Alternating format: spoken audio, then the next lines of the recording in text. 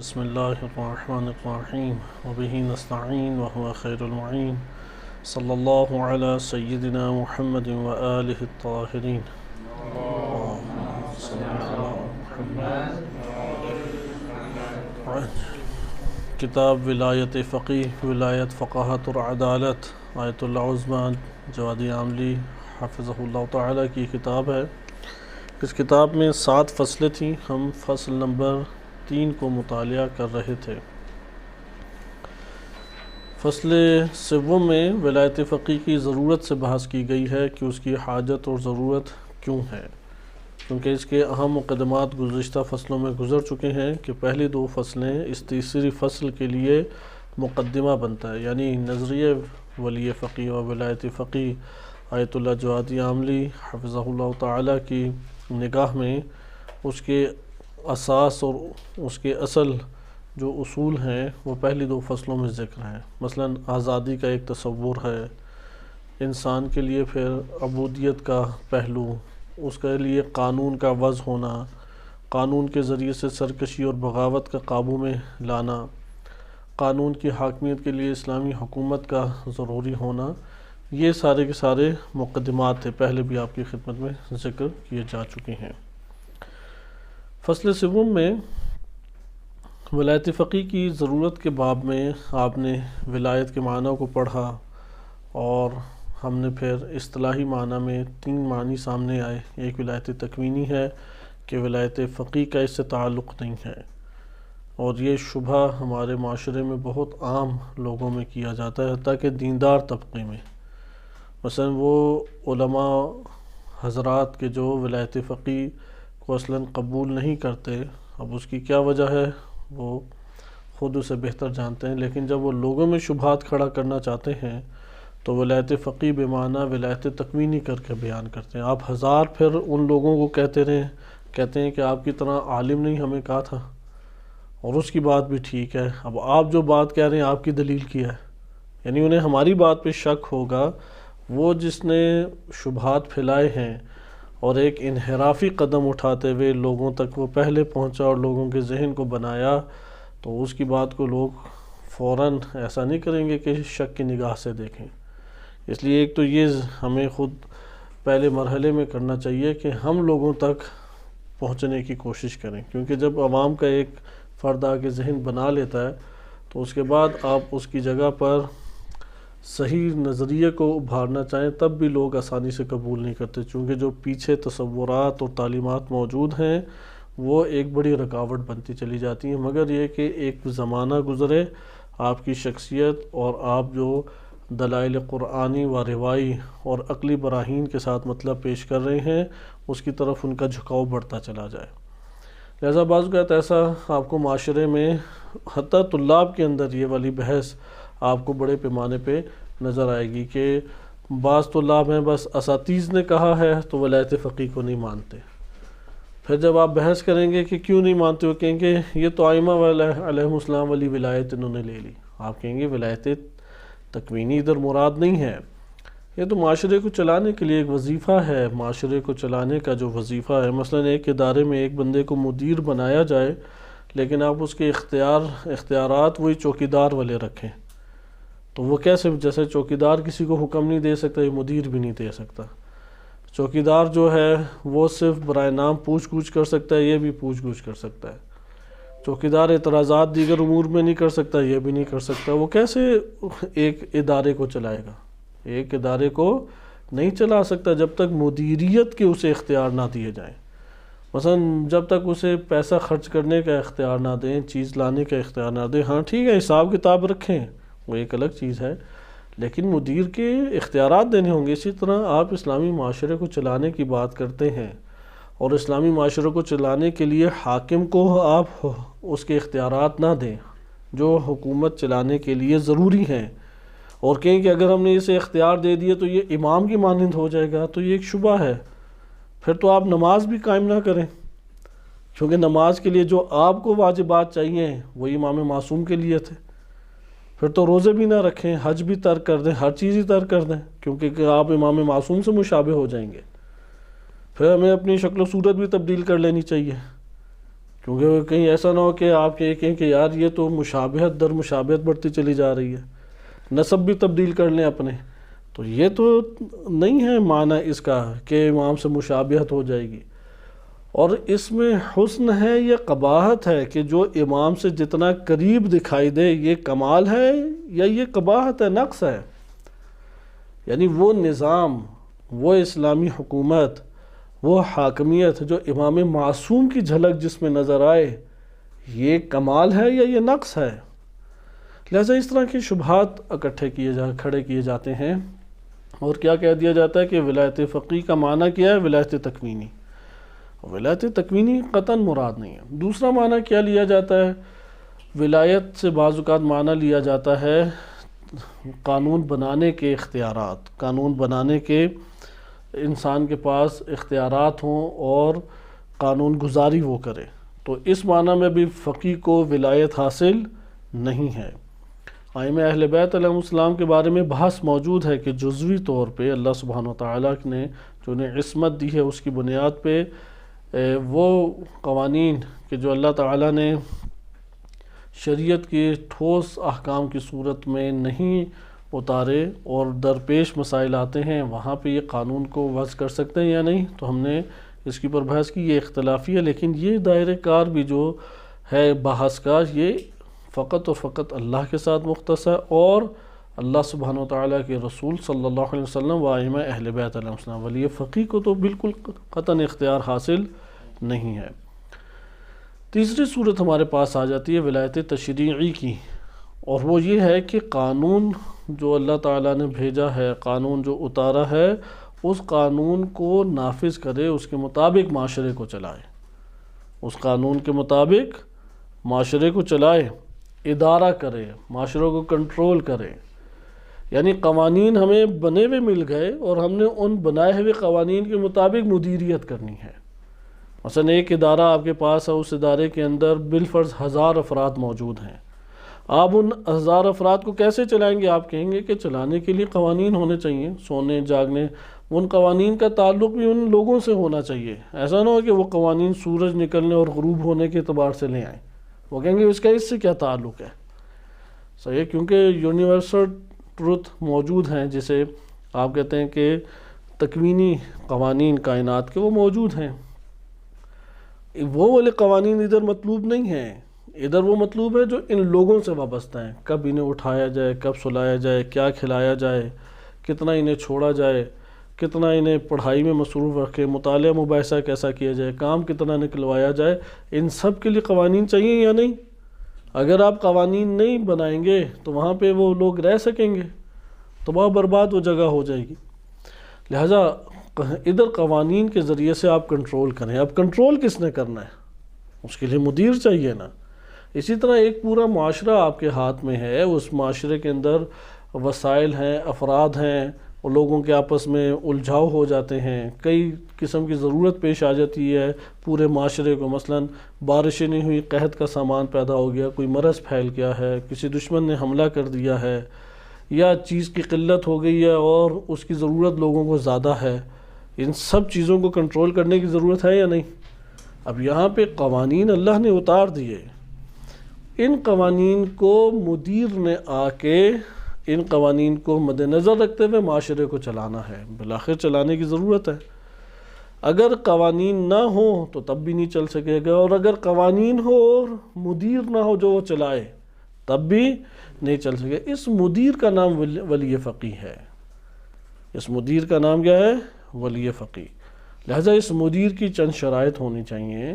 وہ مدیر کن قوانین کے ماننے والا اور کن قوانین کو لے کے چلے گا اور اس کو وہ وہاں پہ نافذ کرے گا یا اس کے مطابق وہ امور کو چلائے گا، اجرا کرے گا، یہ ولایت فقیہ سے مربوط ہے۔ پس آپ نے تیسرا معنی دیکھا کہ یہ ولایت فقیہ سے مربوط معنی ہے۔ لیکن یہاں پہ فقہی تناظر میں جب ہم نے بحث کا آغاز کیا تو یہاں پہ پتہ لگا کہ علم فقہ کے کئی ابواب میں ولایت کا تذکرہ ہے۔ مثال کے طور پہ آپ فقہی احکام کو دیکھیں تو آپ کو سب سے پہلے ولایت کا جہاں پہ اگر توضیح المسائل کو آپ مد نظر رکھ لیں یا فقہی ابواب کی ترتیب سے چلے جائیں تو آپ کو پہلا جہاں پہ ولایت کا معنی سامنے آئے گا وہ میت کو دفنانے کے احکام ہے، کیونکہ غسل کے احکام کے ضمن میں اسے بیان کیا جاتا ہے۔ تو اگر کسی کا کوئی سرپرست نہیں موجود کہ جو اس کے کفن دفن کا اہتمام کرے، تو وہاں پہ اس مردے کی ولایت، اس کفن دفن کی ولایت کسی کے سپرد کی جائے گی، اور کوئی نہ ہو تو کس کے سپرد ہے؟ فقیہ کی ذمہ داری ہے کہ وہ اس امر کو انجام دے، یا ادھر مومنین کی ذمہ داری ہے۔ واجب کفائی تو اپنی جگہ پر ہے، لیکن ادھر ولایت کا تذکرہ موجود ہے کہ جو مردے کے کفن دفن کا اہتمام کرے۔ پھر آپ تھوڑا سا آگے چلتے ہیں تو باب آ جاتا ہے، قصاص کا باب آ جاتا ہے۔ قصاص کے باب میں ایک قاتل نے قتل کر دیا، اور مقتول، اب مقتول کا کوئی تو ولی الدم ہوگا کہ جو قصاص کا مطالبہ کرے گا، قصاص لے گا، کیس لڑے گا۔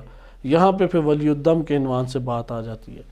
تھوڑا آپ آگے جائیں فقہی احکام میں نکاح کا باب آ جائے گا، اس میں نان نفقہ کے مسائل ہیں۔ نان نفقہ کے ضمن میں بات آئے گی کہ ایک بچہ، اب چھوٹا بچہ ہے یا زوجہ ہے، ان کے امور کس نے چلانے ہیں؟ گھر کے اندرونی امور کس نے چلانے ہیں؟ بچہ تو اپنے چہرے سے مکھی اڑانے کی بھی استطاعت نہیں رکھتا، بالکل ہی چھوٹا ہے، تو اس کے امور جو اس کی شان کے مطابق ہوں، جو اس کے نفع کے مطابق ہوں، اس کی ذمہ داری کے لیے کسی کو ولی مقرر کیا جائے گا۔ لڑکی کی شادی کے لیے ولی مقرر کیا جائے گا۔ اسی طرح آپ کتاب الحجر پڑھیں، اس میں ضعیف افراد، دیوانے ہیں، مفلس ہیں، وہ افراد جن کو شارع نے یا شریعت نے یا حکومت نے پیسہ خرچ کرنے سے ممنوع قرار دے دیا ہے، ان لوگوں کے پھر کیسے چلایا جائے گا ان لوگوں کے امور؟ کیونکہ اب پیسے خرچ ہی نہیں کر سکتا تو وہ کیسے زندگی کا اہتمام کرے؟ ان کے لیے ولی مقرر کر دیا جائے گا۔ اس کو انہوں نے ایک اصطلاح میں بند کیا اور بیان کیا کہ یہ ہے ضعیف، ناتوان ایسے افراد کے اوپر ولایت جو اپنی زندگی کا اہتمام خود نہیں کر سکتے۔ مثلا ایک شخص سے ایکسیڈنٹ ہو گیا، اب ہاتھ پاؤں چلا ہی نہیں سکتا، زمین بوس ہو گیا، اب اس کا گھر کون چلائے؟ یا اسی طریقے سے کسی مرض کا شکار ہو گیا، کسی عمر کے ایسے حصے میں پہنچ گیا، کچھ نہیں کر سکتا، کون چلائے ایسے غریب، ناتوان اور ضعیفوں کا؟ شریعت نے آ کے ادھر ولایت مقرر کی ہے۔ ولایت فقیہ سے یہ ولایت بھی مراد نہیں ہے، کیونکہ اس کے لیے تو اللہ تعالیٰ نے ولایت کے موارد میں ہی ولی کا تعین بھی فرمایا ہے، اور اگر کوئی نہ ہو تو پھر فقیہ ولی ہے۔ بلا شک و شبہ یہ ولایت فقیہ کے لیے ثابت ہے، لیکن کس شرط کے ساتھ ثابت ہے؟ کہ یہ ضعیف ہوں، ناتوان ہوں، اور اپنے روزمرہ امور کو انجام نہ دے سکتے ہوں۔ ان شرائط کے ہمراہ فقیہ کے پاس اگر اپنے امور کو انجام دے سکتے ہیں، بچہ بڑا ہو گیا، بالغ ہو گیا، کما سکتا ہے، فقیہ کو اس کی ولایت حاصل نہیں ہوگی۔ اسے کہتے ہیں کہ ضعیف اور ناتوان لوگوں کے اوپر ولایت کا ہونا۔ ولایت فقیہ سے ہماری یہ ولایت بھی مراد نہیں ہے۔ لہذا آیت اللہ جوادی عاملی حفظہ اللہ تعالیٰ اپنی اس کتاب میں تحریر کرتے ہیں کہ جب ہم ولایت فقیہ کہتے ہیں تو ولایت بر محجوران نہیں ہے، بلکہ اس سے کیا مراد ہے؟ امت کے اوپر، اسلامی معاشرے کے اندر امت کے اوپر معاشرے کو ادارہ کرنے کی ولایت، معاشرے کی مدیریت کرنے کی ولایت، مدیریت کرنے کا اختیار، اسے ولایت فقیہ کہتے ہیں۔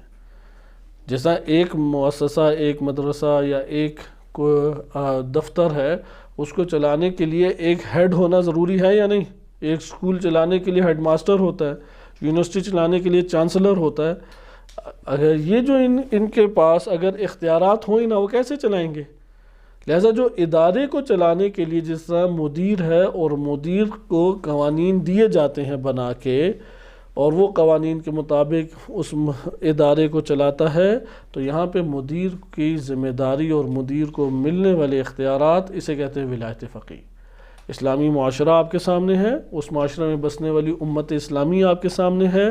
اسلامی معاشرے کے اندر امت اسلامی کو چلانے کے لیے ولایت جو حاکم ہے، اس حاکم کو کیا کہا جائے گا؟ ولی فقیہ، البتہ شرائط کے ساتھ جو آگے آ رہی ہیں۔ لہذا یہاں پہ انہوں نے عرض کیا کہ ہم جب ولایت فقیہ کہتے ہیں تو اس سے اسلامی معاشرے میں امت اسلامیہ کے امور کا ادارہ کرنا ہے، اسے چلانا ہے۔ اس کو ایک اور زبان میں بھی ہم بیان کر سکتے ہیں کہ دونوں میں فرق کیا ہے۔ ولایت بر محجوران، وہ جو ناتوان، ضعیف، جو اپنی زندگی کے امور کا اہتمام نہیں کر سکتے، ان کے اوپر ولایت، اور ان افراد کے اوپر ولایت کہ جو معاشرے کے اندر امت اسلامی کے عنوان سے زندگی بسر کر رہے ہیں، ان دونوں میں فرق کیا ہے ولایت میں؟ واضح بات، اس کو توجہ سے ہمیں جاننے کی ضرورت ہے، کیونکہ ہمیں جب پتہ ہی نہ لگے کہ ولی فقیہ کون کیا ہے، کیونکہ اگر آپ ولایت بر محجوران کے عنوان سے ولایت فقیہ لے لیں تو ہاں فقیہ کو ولایت حاصل ہے، مجہول المال کا مالک کون ہے، وہ ولایت فقیہ اس عنوان سے فقیہ کو حاصل ہے۔ اگر یتیم بچے ایک علاقے میں اور کوئی ان کی دیکھ بھال کرنے والا نہیں ہے تو اس کی ولایت کس کو آئے گی، کس کے ہاتھ میں؟ فقیہ کے پاس اس کی ولایت آئے گی۔ اسی طریقے سے حاکم شرع کے عنوان سے جو احکام ہیں، قصاص کے عنوان سے، قاضی کے عنوان سے، وہ فقیہ کو اس کی ولایت حاصل ہے بلا شک و شبہ، ان چیزوں میں اختلاف بھی فقہا میں نہیں پایا جاتا۔ لیکن یہاں پہ سوال پیدا ہوتا ہے، آپ پورے معاشرے کی جب بات کرتے ہیں، اسلامی معاشرہ، مثال کے طور پہ ملک آپ لے لیں پاکستان، اس پاکستان کے اندر امت اسلامی کے نام سے ایک پاکستانی قوم زندگی بسر کر رہی ہے، اس کو حاکم چاہیے اپنے امور کی انجام دہی کے لیے، وإلا ملک نہیں چل سکے گا، ٹوٹ جائے گا، تباہ و برباد ہو جائے گا، اور لوگ قتل و غارت کا نشان ہو جائیں گے برے طریقے سے۔ یہاں پہ سوال یہ پیدا ہوتا ہے کہ یہاں پہ امت اسلامی کے اوپر آ کے جو حاکم حکومت کرے گا، اس حاکم کو جو آپ حکومت کرنے کا اختیار دے رہے ہیں یا اس عنوان سے جو گفتگو کرتے ہیں، ہم ولایت فقیہ سے یہ معنی مراد لیتے ہیں۔ اب دونوں میں فرق کرنا ضروری ہے، ایک دفعہ امت اسلامی اور اسلامی معاشرے کو چلانے کی ولایت، اور ایک دفعہ ضعیف اور ناتوان افراد کے امور کو چلانے کی ولایت۔ ان دونوں میں کیا فرق ہے؟ ان دونوں میں انہوں نے جو فرق بیان کیا ہے کہ ولایت ایک عنوان سے انہوں نے بیان کیا کہ جو ضعیف اور ناتوان لوگوں کے اوپر ولایت ہے، اس میں فرد خود ان کی جانب سے براہ راست یا کسی واسطے کے ذریعے سے ان کے امور انجام دیتا ہے، درست ہے، ان کے امور انجام دیتا ہے۔ لیکن ولی فقیہ کیا کرتا ہے؟ ولی فقیہ در حقیقت اللہ کی خاطر، اسلامی اقدار اور اسلامی تعلیمات، اس کے اجراء کی خاطر لوگوں کو حرکت اور قیام کی دعوت دیتا ہے، صحیح ہے؟ اس لیے ایک جگہ پہ ہے کہ جو آیت اللہ جوادی عاملی کی اصطلاح ہے کہ جو ولی محجوران ہے، جو ولی محجوران ہے وہ بھی ایک کام انجام دے رہا ہے، لیکن اس کا کام کیا ہے؟ اس کا کام در حقیقت مورد کار ہے، وہ کام انجام دے گا۔ لیکن جو شخص ولی فقیہ ہے، جو اسلامی معاشرے کی مدیریت کرتا ہے، وہ مصدر کار ہے۔ ایک ہے مورد کار، یعنی کام کا مورد ہے، اور ایک کام کے عنوان سے مصدر ہے۔ یعنی مورد کار سے کیا مراد ہے؟ یہ جو غریب، فقیر، ایسے افراد، ناتوان، ضعیف، دیوانے، جو اپنے امور انجام نہیں دے سکتے، ان کے امور کو انجام کون دے گا؟ ولی ان کے امور کو انجام دے، براہ راست انجام دے رہا ہے یا انڈائریکٹ انجام دے رہا ہے، کئی اسباب کے ذریعے سے انجام دے رہا ہے، لیکن کون انجام دے رہا ہے؟ مثلا بچہ اپنی خوراک کا بندوبست کوئی نہیں کر سکتا، آپ اس کی جانب سے اس کی خوراک کا بندوبست کر رہے ہیں، ایسا ہے یا نہیں؟ بچہ خود اپنے لباس کو تبدیل نہیں کر سکتا، آپ اس کی جانب سے لباس اس کا تبدیل کر رہے ہیں۔ بچہ اپنے لیے اپنے نفع کی چیزوں کو نہیں لے کے آ سکتا، آپ، یعنی سارے کام آپ انجام دے رہے ہیں۔ لیکن جب ہم معاشرے کے اوپر آتے ہیں کہ معاشرے کے اوپر ولایت، تو معاشرے اور اسلامی امت اسلامی کو چلانے کی ولایت، اس میں ولی فقیہ امت کی جانب سے کام انجام نہیں دے رہا، بلکہ یہاں سے امت نے خود کام انجام دینا ہے، لیکن کام کا مصدر کون ہے؟ وہ ولی فقیہ ہے۔ کام امت نے انجام دینا ہے، ادھر کام اس بچے نے انجام نہیں دینا، ولی نے انجام دینا ہے۔ یہاں پہ ولی فقیہ میں کام ولی نے انجام نہیں دینا، لوگوں نے خود ہی کام انجام دینا ہے، لیکن جس کام کو اجتماعی طور پہ انجام دینا ہے، وہ صادر کہاں سے ہوگا؟ وہ ولی فقیہ کی جانب سے صادر ہوگا۔ اس کو ایک اور طریقے سے بھی بیان کیا جاتا ہے اور ذکر کیا ہے مؤلف محترم نے کہ ولی محجوران کے اوپر، جو ضعیف ناتوان دیوانے جو اپنے امور کو نہیں چلا سکتے، ان کے اوپر جو ولی ہے وہ اس لیے ولی ہے چونکہ وہ بندے خود اپنے امور انجام نہیں دے سکتے. مثلا میت ہے، مردہ اپنے امور انجام نہیں دے سکتا، دیوانہ امور انجام نہیں دے سکتا. اسی طرح مفلس ہے، اپاہج ہو گیا ہے، کوئی اور مسئلہ پیش آ گیا ہے، کوئی غریب فقیر ہو گیا ہے، امور زندگی اس کے چل ہی نہیں سکتے، وہ نہیں انجام دے سکتا، اس سبب کی وجہ سے یہ ولی ہے. درست. لیکن جب آپ ولایت فقیہ کی طرف آتے ہیں تو امت مردہ پڑی ہوئی ہے کہ اسے ولایت ملے؟ امت تو مردہ نہیں ہے. امت دیوانی ہوگی ہے کہ اسے ولایت ملے؟ نہیں، دیوانی بھی نہیں ہے. امت ساری کے ساری غریب فقیر ہوگی ہے کہ جس کی وجہ سے اس کو پیسہ خرچ کرنا پڑتا ہے اور سارے امور انجام دے؟ نہیں. اس لیے ولایت فقیہ میں عاقل، ولایت فقیہ میں سالم افراد کے اوپر ولایت ہے. ولایت محجوران میں ناتوان، ضعیف اور جو خود اپنے امور انجام نہیں دے سکتے ان کے اوپر ولایت ہے. یہ دو ہمارے پاس الگ الگ بحثیں آ جاتی ہیں. بس ولی فقیہ کن کے اوپر ولایت ہوگی؟ ان لوگوں کے اوپر جو اپنی زندگی کے امور خود انجام دے سکتے ہیں. نمبر دو، کن کے اوپر ولایت ہے ولی فقیہ کی؟ وہ لوگ کہ جو اپنے نفع نقصان کو مد نظر رکھتے ہوئے نفع کے لیے کوششیں کر سکتے ہیں. وہ لوگ جو زندہ ہیں، وہ لوگ جو ایک جگہ زندگی بسر کرتے ہیں اور اپنے اختیارات اور ارادوں کے بھی مالک ہیں، ان کے اوپر ولایت ہے. لیکن جو دوسری ولایت ہے وہ ولایت کس کو ہے کہ جو اپنی زندگی کے امور نہیں چلا سکتا، ذہنی توازن مثلاً کھو گیا ہے، مر گیا اس دنیا میں، قصاص اس کا لینا ہے، حق اس کا لینا ہے، یا ایسا حادثہ پیش آیا کہ وہ اپنی زندگی کا اتنا بھی اہتمام نہیں کر سکتا کہ ایک وقت کے کھانے کا اہتمام کر لے، مثلا مریض ہو گیا یا کوئی اور ایسا مسئلہ ہے. ان لوگوں کے اوپر ولایت ہے. اس لیے ولایت فقیہ کی ولایت جو ہے وہ معاشرے کے اوپر ہے. ان کی چند طبقات، وہ بھی طبقات ضعفاء و ناتوان کے اوپر ہے. یہ آپ نے ولایت فقیہ کے عنوان سے ایک فرق کرنا ہے. ولایت تشریع میں فقیہ کو ان دونوں اعتبار سے ولایت حاصل ہوتی ہے. ایک دفعہ فقیہ کو کون سی ولایت حاصل ہو رہی ہے؟ محجوران کی. صحیح ہے، ضعیف لوگوں کی، ناتوان لوگوں کی. یہ جو ضعیف ناتوان لوگوں کی ولایت ہے، ہم جب ولایت فقیہ کہتے ہیں تو یہ فقیہ کی ولایت مراد نہیں ہے. ہم کہتے ہیں فقیہ کے پاس یہ ولایت ہے لیکن یہ مراد نہیں. بالکل اسی طرح ہم اس بات کو قبول کرتے ہیں کہ فتویٰ دینے کی ولایت فقیہ کے پاس ہے، لیکن فتویٰ کے باب سے ولایت فقیہ ہم یہ معنی استعمال نہیں کرتے. جیسے بعض اوقات ایسے آپ کو علماء میں نجف اور قم میں ایسے بعض افراد آپ کو مل جائیں گے جو فتویٰ کے باب سے ہر مجتہد کوئی ولی فقیہ کہتے ہیں. آپ کہیں گے آپ جس معنی میں ولی فقیہ کہہ رہے ہیں، امام خمینی رحمۃ اللہ علیہ نے جو ولایت فقیہ کا نظریہ پیش کیا اور ہم جس معنی میں ولایت فقیہ کا لفظ استعمال کرتے ہیں، ہم اس معنی میں نہیں کرتے. اس معنی میں تو متعدد ولایت فقیہ موجود ہیں. من باب فتویٰ، من باب قضاوت لے لیں، آپ قاضی کی معنی میں لے لیں تو ٹھیک ہے. جہاں پر بھی ایک قاضی موجود ہے اور اس کے لیے اسباب فراہم ہوتے ہیں، شرائط موجود ہیں، وہاں پہ اس کو قضاوت کرنے کا حق حاصل ہے، قضاوت کرنے کی ولایت حاصل ہے. ہم جب ولایت فقیہ کہتے ہیں تو ہم کہتے ہیں کہ یہ اسلامی معاشرہ ہے یا نہیں؟ آپ کہتے ہیں اسلامی معاشرہ ہے، اسلامی ریاست ہے، اس کے اندر امت اسلامی بستی ہے یا نہیں؟ بستی ہے.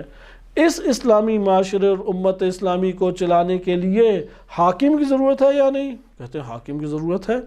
یا تو مسلم، غیر مسلم، ملحد اور مسلم سارے کے سارے قبول کرتے ہیں کہ ضرورت ہے حاکم کی.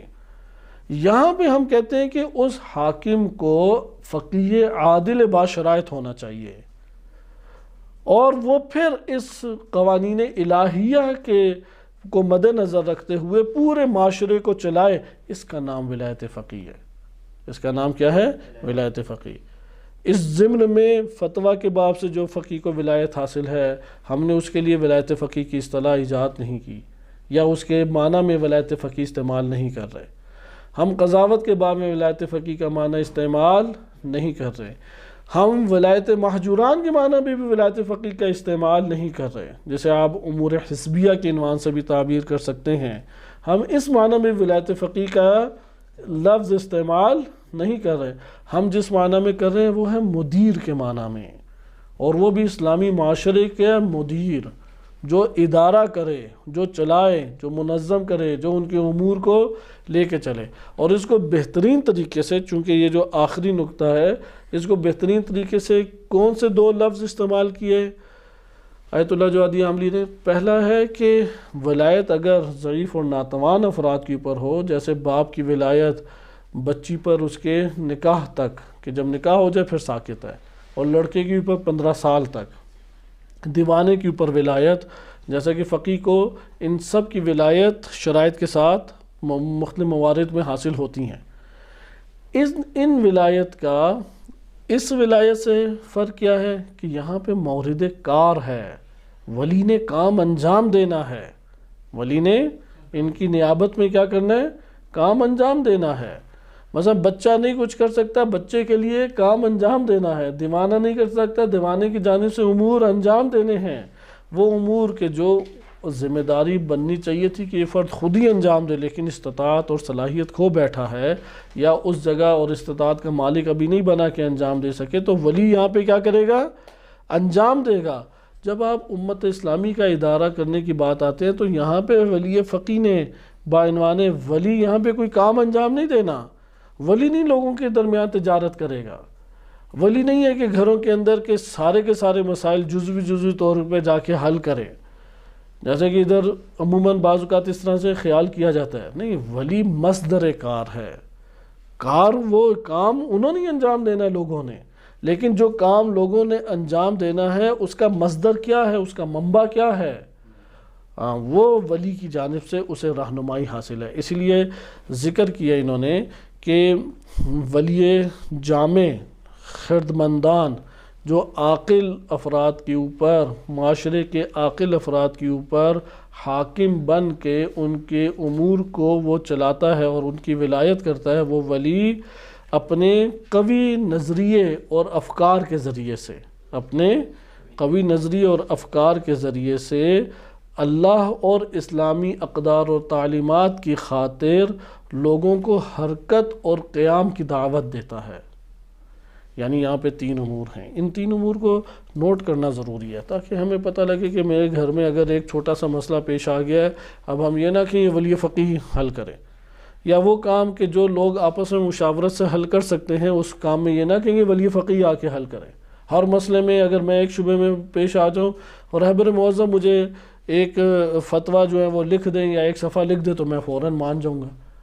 لوگوں کے اس طرح کے تقاضے اپنے طور پہ ہوتے ہیں، جھگڑے ہوتے ہیں، وہ کہتے ہیں اگر آیت اللہ سیستانی خود اپنے ہاتھ سے لکھ کے مہر لگا کے مجھے بھیج دیں ٹھیک ہے میں مان جاؤں گا۔ یہاں پہ جو لوگوں کے اس طرح کے تقاضے ہیں کہ جو ذاتی نوعیت کے ہیں، نجی نوعیت کے ہیں، اور وہ آپس میں باہمی طور پہ حل کیے جا سکتے ہیں، وہ ایک طرف ہیں۔ جو معاشرے کے اوپر ولی ہے، جو معاشرے کے اوپر حاکم ہے، اس کا کام کیا ہے؟ بس محجوران میں تو ولی نے ہی کام انجام دینا ہے، کوئی اور ہے نہیں، ذمہ داری کس کی ہے؟ ولی کی۔ یہاں پر ولی کی ذمہ داری کام نہیں ہے، مصدر کام ہے، صحیح ہے؟ بس محجوران میں ولی کی ذمہ داری کیا ہے؟ وہ کام انجام دے گا، براہ راست انجام دے گا یا اسباب فراہم کر کے اس کے لیے اہتمام کرے گا۔ لیکن یہاں پہ ولی فقیہ کیا کرے گا؟ ولی فقیہ مصدر کام ہے، صحیح ہے، کام کا مصدر ہے۔ کیا مطلب کام کا مصدر ہے؟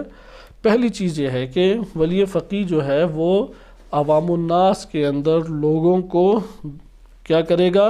دعوت دے گا۔ کام مصدر کار سے کیا مراد ہے؟ دعوت۔ وہ دعوت دے گا، لوگوں کو ابھارے گا، لوگوں کو قائل کرے گا، لوگوں کی رہنمائی کرے گا، لوگوں کے اندر دستور جاری کرے گا، انہیں امر و نہیں ان عناوین کے ذریعے کہے گا، دعوت دے گا۔ بس پہلا کام کیا ہے؟ مصدر کار سے کیا مراد ہوئی؟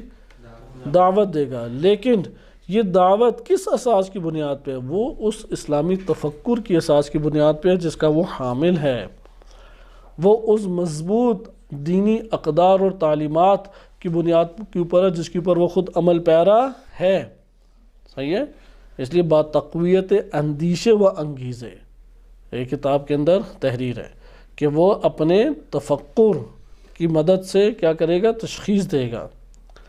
بس دعوت کس کی طرف دے گا؟ دعوت دے گا کہ اے لوگو حرکت کرو، اے لوگو قیام کرو، اے لوگو اس کو انجام دو، حرکت اور قیام کی دعوت دے گا، صحیح ہے؟ بس دعوت دے گا۔ ولی جو معاشرے کے اوپر ہے مدیر جو معاشرے کے اوپر حاکم ہے اور معاشرے کو چلا رہا ہے، وہ کیا کرے گا؟ لوگوں کو دعوت دے گا۔ دعوت کس کی مدد سے دے گا؟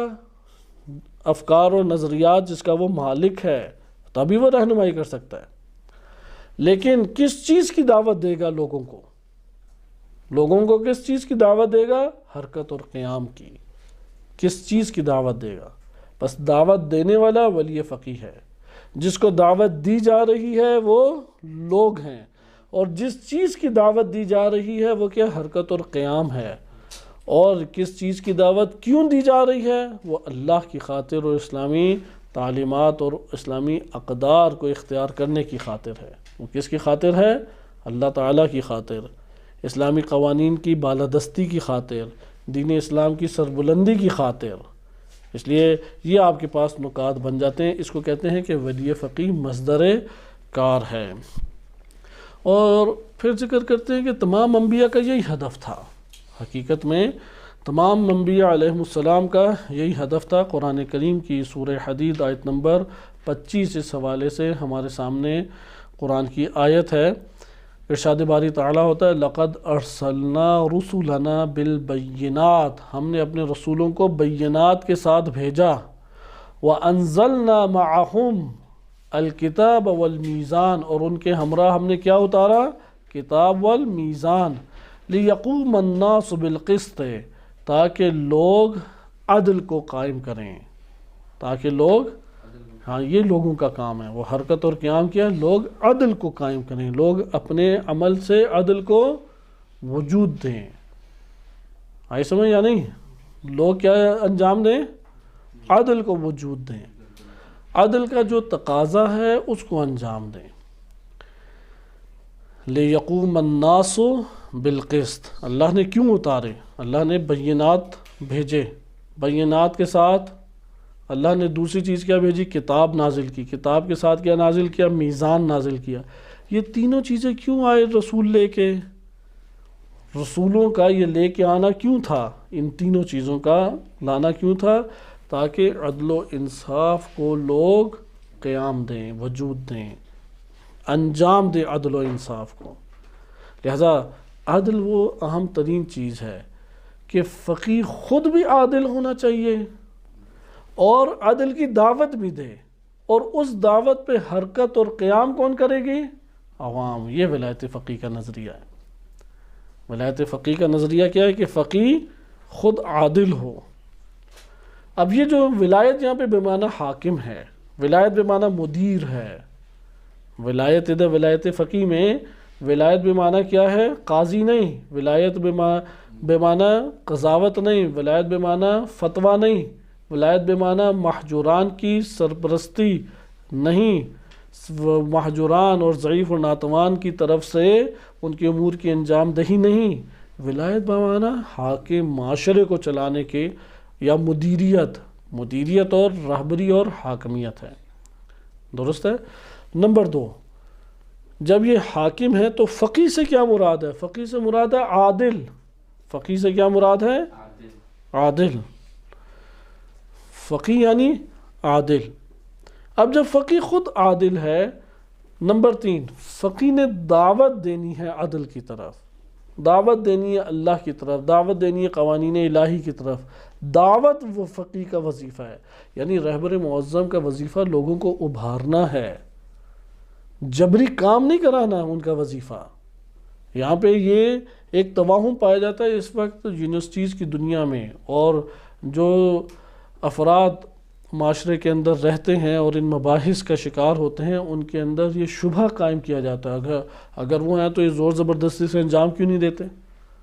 رہبریت کا کام زور زبردستی سے انجام نہیں دینا، ہاں قوانین پہ عمل کرانا ہے کہ قوانین کے اوپر عمل کرائیں، اور قوانین کو قوت کے ساتھ عمل کرائیں گے وہ، لیکن جبر نہیں کر سکتے، لوگوں کے ساتھ منفی سیاست نہیں کھیل سکتے، لوگوں کے اوپر ظلم و ستم نہیں کر سکتے۔ اس لیے اولاً دعوت دیں گے لوگوں کو۔ درست ہے؟ اچھا، دعوت کس چیز کی دیں گے؟ کہ لوگ حرکت اور قیام کریں عدل کو انجام دینے کے لیے۔ لوگ کیا کریں؟ حرکت اور قیام کریں، کس کو؟ عدل کو انجام دینے کے لیے۔ اس لیے ذکر کرتے ہیں کتاب میں کہ قیام مردم بے قسط و عدل یکی از اہداف ولایت فقیہ است، لوگوں کا عدل و انصاف کا قیام ولایت فقیہ کے اہداف میں سے ایک اہم ہدف ہے۔ کیونکہ بعض اہداف تو ہم فصل دوم میں پڑھ چکے ہیں، حکومت اسلامی کے اہداف کیا ہیں۔ حکومت اسلامی کا پہلا ہدف یہ نہیں ہے کہ لوگوں کے گھر میں روٹی پہنچائیں۔ حکومت اسلامی کا اولین وظیفہ، ہاں وظائف میں سے ہے کہ لوگوں کے بھوک اور پیاس کا بھی اہتمام کرے، لیکن اگر آپس میں اہداف میں ٹکراؤ ہو جائے تو حکومت اسلامی و ولی فقیہ کا پہلا وظیفہ کیا ہے؟ پہلا وظیفہ یہ ہے کہ عدل کو قائم کرے، پہلا وظیفہ یہ ہے کہ دین اسلام اس کی بالادستی کی کوشش کرے۔ لہذا یہ ہم سابقاً پڑھ چکے ہیں۔ اور حقیقی ہدف اور بڑا اور سب سے نہائی ہدف کیا ہے؟ معاشرے کو اللہ تک پہنچانا۔ اس لیے حکومت اسلامی اس لیے قائم کی جاتی ہے کہ معاشرے کے اوپر قوانین الہی کو بالادست کریں، ان کی بالادستی کریں، قوانین الہیہ کی اسے مسلط کریں، اس کے مطابق لوگ زندگی بسر کریں۔ یہاں پہ وہ ایک نقطہ بتا رہے ہیں کہ ولایت فقیہ کے اہداف میں سے ایک ہدف لوگوں کا عدل و انصاف کے ساتھ زندگی بسر کرنا ہے۔ لہٰذا ہر نیک انسان، عاقل انسان اور ہر ایک جو پاکیزہ انسان ہے وہ یہ ضروری سمجھتا ہے کہ عدل و انصاف کے ساتھ زندگی بسر کرے۔ اسلامی معاشرے کے اندر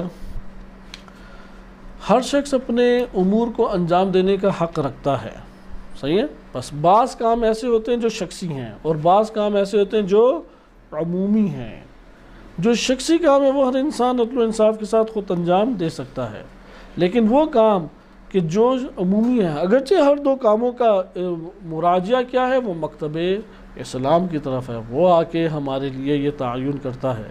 لیکن یہاں پہ ہمیں یہ معلوم ہوا کہ بعض شخصی امور ہوتے ہیں، ذاتی امور ہوتے ہیں، اور بعض عمومی جنبہ ہوتا ہے، عمومی امور ہوتے ہیں، اور ولی فقیہ ان سب کو براہ راست یا غیر مستقیم یعنی انڈائریکٹ اس کی انجام دہی کی طرف آتا ہے کہ جو عمومی مسائل ہیں ان کو کیسے انجام پانا چاہیے۔ ان عمومی مسائل کی طرف ولی فقیہ کیا ہے، وہ اشارہ کرتا ہے۔ بس ولی فقیہ ایک طرف قانون کو نافذ کرنے کے لیے کوشش کرے گا، ادھر بھی جبر اس معنی میں نہیں ہے کہ ظلم و ستم جنم لے۔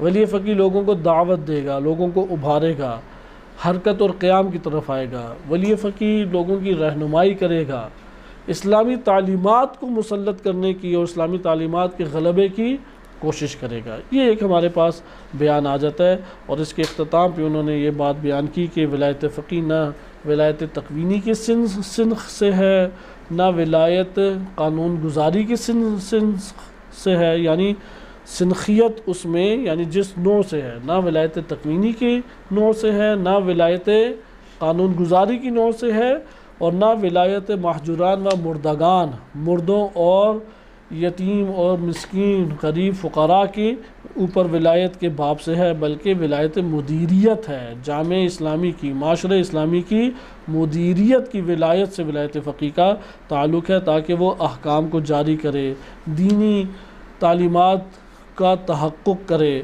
اور جو لوگوں کے اندر اللہ تعالیٰ نے استعداد اور قابلیت رکھی ہے، جسے امام علی علیہ السلام نے نہج البلاغہ میں فرمایا اثارت و دفائن العقول، یہ جو ہے نا کہ دفائن العقول کو وہ ابھاریں۔ امام علی علیہ السلام نہج البلاغہ میں فرماتے ہیں اللہ نے انبیاء اس لیے بھیجے تاکہ اللہ نے جو خزانے انسانی نفوذ کے اندر رکھے ہوئے تھے ان کو ابھار کے ظاہر کریں۔ تو ولایت فقیہ کا یہ ایک ہدف ہے کہ معاشروں میں لوگوں کے اندر جو استعداد اللہ تعالیٰ نے رکھی ہے، ان کے عقول کے دفینے ہیں، خزانے ہیں، ایسی فضا قائم کرے کہ یہ خزانے نشوونما پا کے شگوفہ ہو جائیں۔ شگوفہ یعنی پھول کھل اٹھے، وہ استعداد جو ہے وہ عملی طور پہ نکھر کے سامنے آ جائے۔ اس حوالے سے پھر وہ انجام دے گا۔ بس ایک ہے مورد کار اور ایک ہے مصدر کار۔ اس کے بعد اگلا ٹاپک جو انہوں نے ذکر کیا ہے اسے بیان کرتے ہیں، ایک ہے ولایت بالذات اور ایک ہے ولایت بالعرض۔ یہ ساری کی ساری معلومات اور یہ سارے کے سارے جو ہمارے پاس معارف ہیں در حقیقت یہ ولایت فقیہ کی شخصیت کی حقیقی معرفت کا سبب ہے، اور اس کی شخصیت، اس کی حدود اور اس کی اہمیت اس کے تمام امور کو سامنے لاتے ہیں۔ اب یہ جو بحث ہے ولایت بالذات و ولایت بالعرض، اگر ایک جملے میں ذکر کیا جائے تو ہم کہہ سکتے ہیں کہ حقیقی معنی میں ولایت، مملکت، حکم چلانا، حکم جاری کرنا، حکم بنانا، قانون بنانا، ان سب امور کے اختیارات کا مالک کون ہے؟ فقط اللہ تعالیٰ کی ذات۔ اسے کہتے ہیں بالذات، اللہ بالذات یہ حق رکھتا ہے، اور اللہ تعالیٰ کے بعد جو بھی حق رکھے کہ وہ قانون کو جاری کرے، وہ لوگوں کے اوپر حاکمیت کرے، لوگوں کے امور کو چلائے، وہ بالعرض ہے۔ اصل میں یہ کس کو حاصل ہے؟ فقط اللہ کی ذات کو حاصل ہے، لیکن اس کو ہم دلائل کے ساتھ پڑھیں۔ اس لیے دوبارہ اس جملے کو آپ ذرا غور سے دیکھیں۔ یہ جملہ ہمارے لیے آسانی سے ہضم نہیں ہوتا، سن لیتے ہیں، ہضم نہیں ہوتا۔ مثلا آپ کے گھر میں اگر بچہ ہو، یا آپ سوچیں جن کے بچے ہیں وہ بھی سوچیں، جن کے بچے نہیں ہیں وہ تصوراتی طور پہ سوچیں، اگر ان کے ہاتھ میں بچہ ہو، چھوٹا بچہ تو باپ کے ساتھ ساتھ چلتا ہی، اب آہستہ آہستہ بڑا ہوتا ہے، چھوٹے ہوتے بھی وہ روبوٹ کی طرح فرما برداری نہیں کرتا، بڑے ہو کے تو بالکل ہی نہیں کر سکتا۔ لیکن والدین سوچتے کیا ہیں عموماً بچے کے حوالے سے؟ کہتے ہیں جو میں کہہ رہا ہوں بس وہی انجام دو ہمیشہ، صحیح ہے؟ جو میں کہتا ہوں بس وہی انجام دو، اور اگر کوئی اس میں مداخلت کرے، مثلا باپ غلط عمل انجام دے رہا ہے، مثلا بیجا طور پہ زیادتی کر رہا ہے اس کے ساتھ، اگر اس میں مداخلت کرے تو وہ کیا جواب دیتا ہے کہ تمہیں اس سے کیا، یہ میرا بچہ ہے۔ یعنی وہ خود ذات کا تقاضا اپنے اندر سمجھتا ہے کہ یہ میری ملکیت ہے، یہ میری ملکیت ہے، یہ میری چیز ہے، میں اس کا حق رکھتا ہوں، کوئی دوسرا حق نہیں رکھتا۔ نہیں، اس کے پاس امانت ہے، یہ اللہ تعالیٰ کی ذات ہے کہ اس نے اس کے لیے یہ قرار دیا ہے کہ تم اسے وقتی طور پہ چلاؤ، جب تک اس کے ہاتھ پاؤں مضبوط نہیں ہو جاتے، اس کے بعد تم نہیں ہو اس کے ولی۔ 15 سال کا بچہ ہو جائے تو تم ولی نہیں ہو، مشورہ دے سکتے ہو، اسے رہنمائی کر سکتے ہو، وعظ و نصیحت کر سکتے ہو، مجبور نہیں کر سکتے۔ لہٰذا یہاں پہ ہمیں خود بھی یہ بات سمجھنی چاہیے کہ حقیقی ولی اللہ تعالیٰ کی ذات ہے۔ اس لیے اس جملے کو غور سے آپ ملاحظہ کریں کہ تمام کی تمام چیزوں میں اصل اختیارات، اصل مالکیت، اصل ولایت فقط اور فقط جس ذات کو حاصل ہے وہ بالذات اللہ تعالیٰ کی ذات ہے، جو مستقل طور پہ کسی کی محتاج نہیں ہے۔ اس کی ذات کا تقاضا ہے کہ یہ اس کے اوپر ملکیت یا اختیارات رکھے، وہ اللہ تعالیٰ کی ذات ہے۔ اللہ کے علاوہ نبی صلی اللہ علیہ وسلم، ائمہ اہل بیت علیہ السلام، ان کے بعد آپ ان کے ضمن میں حاکم آ جائیں، یہاں تک کہ والدین کے اوپر وہ ولایت پہنچ جائے، وہ ساری کی ساری بالعرض ہے، بالذات اس کا کوئی تقاضا نہیں تھا، کیونکہ اس کی چیز نہیں ہے، وہ تو عطا کی ہے، اسے دی گئی ہے۔ یہ ہمارے معاشرے نے بعض چیزیں لاشعوری طور پہ خود غلط بٹھا دی ہیں۔ مثلا آپ بعض چیزیں جانتے بھی ہیں، اگر آپ جا رہے ہیں آس پاس، معاشرے کی بات کی جا رہی ہے، آپ مومنین و طلاب کی بات نہیں کی جا رہی، چونکہ وہ تو اپنے آپ کو اللہ تعالیٰ کے قوانین کے دائرے میں رکھتے ہیں، لیکن آپ معاشرے میں آپ دیکھیں افراد جا رہے ہیں، اچانک گرے ہوئے پیسے ملتے ہیں اور بندہ اٹھا لیتا ہے، جو اٹھا لے اگر مالک آ بھی جائے تو وہ کیا کہے گا؟ میں نے تو زمین سے اٹھائے ہیں، تمہارے کیسے ہو گئے؟ صحیح ہے؟ وہ فوراً ملکیت کا اپنے اندر ایک وجود پیدا کر لیتا ہے، کہتے ہیں یہ تو میری چیز ہے، میں نے خود ادھر سے اٹھائے ہیں، تمہارے پاس کیا ثبوت ہے یہ تمہارے ہیں؟ کیونکہ وہ مالک اپنے آپ کو بنانا چاہتا ہے، اپنی ذات کو سمجھتا ہے کہ یہ میری چیز ہے، اپنی ذات کی طرف نسبت دیتا ہے۔ عموماً گھر میں تو مرد حضرات اسی طریقے سے چلتے ہیں۔ یہ اصل میں ملکیت کا ایک عنصر بچپنے سے ہی پیدا ہوتا ہے۔ آپ نے بچوں کو دیکھا ہوگا، وہ اپنی میں کر کے چیزوں کو بڑے قوی طور پہ لیتے ہیں، صحیح ہے، یہ میری ہے، یہ میرے لباس تھا، یہ میرا قلم تھا، یہ میری کاپی تھی، یہ میرا بستر تھا، یہ میری فلاں چیز تھی، اور اس کے اوپر پھر لڑتے جھگڑتے ہیں۔ کوئی اس کی طرف آنے کے لیے وہ یعنی ملکیت کا بڑا قوی جذبہ بچے میں ہوتا ہے۔ اگر ایک انسان اپنی نشو و نما نفس کے اندر نہ کرے، اس کے اندر بہت قوت کے ساتھ یہ جنم لے لیتا ہے، برداشت نہیں ہوتا، وہ اگلے کو کھا پی جانا چاہتا ہے، قتل کر دیتا ہے، اپنی ملکیت کے اسی جذبے کی وجہ سے، ہضم نہیں ہوتی یہ بات۔ اس لیے اللہ کو جو ولی مانتا ہے اس میں یہ اضطراب نہیں پایا جاتا۔ تو کہتے ہیں پہلے یہ چیز میری نہیں تھی تو اب میں کیسے اس کا دعویٰ کروں؟ لہٰذا ولایت حقیقی معنی میں کس کے پاس ہے؟ فقط اللہ تعالیٰ کے پاس ہے۔ پھر اللہ نے جس کو دی اس کے پاس ہے۔ یہ وہ ترتیب ہے کہ آج کے دور میں مشوش شیعہ حضرات بعض ہو گئے ہیں، مشوش، خصوصاً یہ جو سیاسی ہمارے ہاں ایک ریسلنگ چلتی ہے، بڑے بڑے حاکم اپنی طاقت کو طریقوں سے بڑھا کے دوسرے فریق کو گرانے کی کوششیں کرتے ہیں۔ اسے ریسلنگ کا نام دیا جائے تو بہتر ہے۔ پاکستان کو بہتر کرنے کے لیے کسی کی کوششیں نہیں ہیں، انہوں نے دوسرے فریق کو بس اس میدان سیاست کے اندر زیر کرنا ہے، گرانا ہے۔ وہاں پہ مشوش کہاں پہ ہو گئے ہیں کہ یہ جو سیاستدان دوسرے کو گرانے کے لیے آتے ہیں وہ جانتے ہیں کہ ان لوگوں میں اگر میں نے زوردار نعرہ لگا دی یا علی کا تو یہ مجھے تھوڑی سی طاقت مہیا کر دیں گے اور میں اسے زیر کر سکتا ہوں، یا میں یہ نعرہ لگا دوں کہ بھائی آپ کے گھر میں بجلی پہنچ جائے گی، یہ دیکھو کھمبا میں نے لگا دیا، وہ اگلے دن کھمبا اتار کے پھر لے جاتے ہیں، وہ جا کے اس کو ووٹ دے دیں گے اور کہیں گے کہ طاقت کا سرمایہ تو میرے پاس پہنچ گیا۔ اچھا انہیں پتہ ہے کہ یعنی زیادہ احتمال ہے کہ کچھ بھی نہیں ہوگا، لیکن اتنے جذبے میں اور ہیجان میں آتے ہیں اس سیاسی باتوں کی وجہ سے۔ ابھی تو طلاب میں یہ باتیں کرنا مشکل ہوگی، آپ جانتے ہیں کہ لڑائی جھگڑے گالم گلوچ تک آ جاتے ہیں افراد۔ لیکن تشویش کا ہے جب یہ بات اعتقاد کا ہمارے حصہ ہے کہ فاللہ هو الولی، اللہ ولی ہے، اور پھر اللہ جسے ولایت دے وہ ولی ہے، تو تم اپنا ولی کیسے انتخاب کر رہے ہو؟ تم کون ہوتے ہو کسی کو ولایت دینے والے؟ تمہارے پاس تو خود ولایت نہیں ہے۔ جس کے بعد خود ولایت نہیں ہے وہ کسی کو کیا ولایت دے گا؟ جو خود حاکم نہیں ہے وہ کسی کو کیا حاکم بنائے گا؟ جس کے پاس ایک چیز ہو وہ دوسرے کو دے سکتا ہے نا۔ ہمارے پاس تو نہ اختیار حاکمیت ہے، نہ تکوینی طور پہ، نہ تشریعی اور قانونی طور پہ ہمارے پاس حق حاکمیت حاصل ہے، تو ہم کسی کو کیا حق حاکمیت دیں؟ لہذا یہ اعتقاد کا حصہ ہے، نہ کہ یہ اختیار ہے کہ یار ٹھیک ہے مانے یا نہ مانے، ہزاروں ہم نے دیکھے علماء وہ تو ہمیں یہ کہہ رہے تھے، فلاں یہ کہہ رہے تھے۔ نہیں، اعتقاد کا حصہ ہے، فاللہ هو الولی، اللہ ولی ہے فقط۔ پھر اللہ جس کو ولایت دے وہ ولی ہے۔ ہم میں سے کسی کو اللہ نے ولایت دی نہیں دی، جب نہیں دی تو پھر کس طرح ہم کسی اور کو دوسرے کو ولی اپنے اوپر بنا سکتے ہیں؟ ہم نے ولی بنانا نہیں ہے، خود کسی ولی کی ولایت کو قبول کرنا ہم کر سکتے ہیں، قبول کا اللہ تعالیٰ نے ہمیں اختیار دیا ہے، لیکن بنانے کا اختیار کہاں سے اللہ نے ہمیں دے دیا؟ بنائے گا تو وہی ولی۔ لہذا یہ ہے کہ بالذات اللہ ولی ہے، پھر بقیہ سب کی ولایت بالعرض ہے۔ کیوں بالعرض ہے؟ کیونکہ ان کی ذات ولایت کا حق نہیں رکھتی تھی، وہ ذات الہی ہے کہ جو ذات کے اعتبار سے ولایت کا حق رکھتی ہے، حکومت کا حق رکھتی ہے، حاکمیت کا حق رکھتی ہے، امور چلانے کا حق رکھتی ہے، سارے اختیارات اس کے پاس ہیں۔ پھر اس کی ذات نے منتقل کی ہیں اور بتایا کہ میں اسے منتقل کر رہا ہوں۔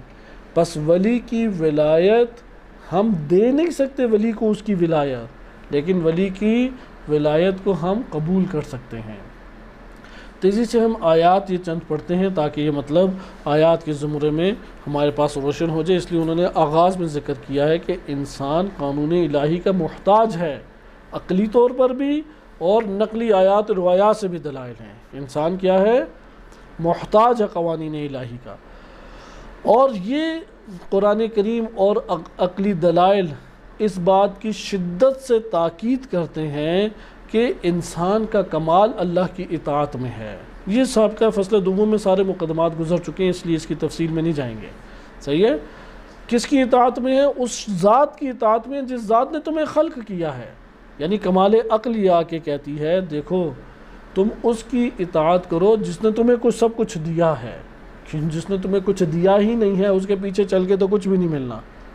جس نے تم کو خلق کیا، وجود دیا، جامع وجود پہنایا، نعمات تمہارے لیے فراوان خلق کی، اس ذات اقدس کی کیا کرو؟ اطاعت کرو۔ یہاں سے ہمیں پتہ لگ گیا عبودیت اور ولایت ہر دو کس کے ذات میں منحصر ہیں؟ فقط اللہ کی ذات میں منحصر ہیں۔ تنہا اللہ کی ذات ہے جو ولی ہے، تنہا اللہ کی ذات ہے جو معبود ہے۔ پھر قرآن کریم نے اب ادھر قرآن کے اسلوب لے کے آتے ہیں، کیونکہ یہاں پہ ممکن ہے کہ آپ ایک بات کریں، کوئی 10 آیات پیش کر دیں، یہ بحث عوام میں چلتی ہیں۔ اچھا اللہ رازق ہے یا اللہ کے علاوہ دیگر رازق ہو سکتے ہیں؟ اب آیات لے کے آ جائیں گے کہ خیر الرازقین، رازقین میں سب سے بہتر، یہ تو تب بھی ہو سکتے ہیں نا، اس صفت میں ایک کے علاوہ دیگر بھی شریک ہوں، تب کہا جا سکتا ہے یہ اس سے بڑھ کر ہے۔ تو یہاں پہ قرآن کا اسلوب اسی طرح سے ہے۔ قرآن اولاً ان سب صفات کمالیہ کو اور ان سب جو کمال کی اوصاف ہیں اللہ کے لیے ثابت کرتا ہے، پھر اللہ ہی کے ذریعے سے دیگران کے لیے ثابت کرتا ہے۔ اس لیے قرآن میں اب دونوں اسلوب آپ بعض چیزوں کے دیکھیں، اسی کے اوپر یہ چند اوراق آیت اللہ جوادی عامری حافظہ اللہ تعالیٰ نے ذکر کیے ہیں، اور اس میں اختتام پہ پھر اگلا ٹاپک ہمارا ہوگا فقی کون ہے۔ جب ولایت فقی کہتے ہیں تو فقی کون ہے اور فقی کی شرائط کیا ہیں، کیونکہ ابھی ولایت کا معنی ہی ہمارا چل رہا ہے، اور الحمدللہ اس مقام پہ ولایت یہاں پہ بالذات ہے حاصل ولی فقی کو یا بالعرض ہے، تو کیا ہمارا نتیجہ نکلا؟ بالعرض ہے۔ بالذات کس کو حاصل ہے؟ فقط اللہ کی ذات کو حاصل ہے۔ قرآن کی آیات سے اس مطلب کو ہم آئیں سمجھتے ہیں۔ قرآن کریم نے عزت ہے، قوت ہے، رزق ہے، شفاعت ہے، اور اسی طریقے سے ولایت ہے، اس کو اللہ کے ساتھ بھی منسوب کیا ہے اور غیر اللہ کے لیے بھی یہ صفات منسوب ہوئی ہیں۔ آپ چند قرآن کی عزت کے حوالے سے دیکھیں۔ قرآن کریم میں سورہ منافقون آیت نمبر 8 میں ارشاد باری تعالیٰ ہوتا ہے وَلِلَّهِ الْعِزَّةُ وَلِلرَّسُولِ وَلِلْمُؤْمِنِينَ۔ عزت کس کے لیے ہے؟ اللہ کے لیے اور رسول کے لیے اور مومنین کے لیے۔ وَلِلَّهِ ادھر اللہ کے لیے ذاتی طور پہ ملکیت ہے عزت، لیکن رسول اور مومنین کے لیے بالعرض ہے، اس لیے مؤخر ہیں رسول اور مومنین، لیکن اللہ کے لیے ذاتاً عزت ہے۔ عزت یعنی قوت یا اچھا اسی طریقے سے اب آپ یہاں پہ دیکھیں، یہاں پہ ہمیں دکھائی دے رہے ہیں دیگر افراد یا نہیں اللہ کے علاوہ، یعنی ایک شائبہ شرک ہے یا نہیں؟ عزت میں اللہ کے ساتھ ساتھ رسول اور مومن بھی شریک ہیں، اطاعت میں اللہ کے ساتھ ساتھ رسول اور اولی الامر بھی شریک ہیں۔ شرکت کا ایک شائبہ پیدا ہو رہا ہے نا، لیکن قرآن آ کے اس شرک کو برطرف کرتا ہے، بتاتا ہے کہ یہاں پہ شرکیہ نظریہ درست نہیں ہے۔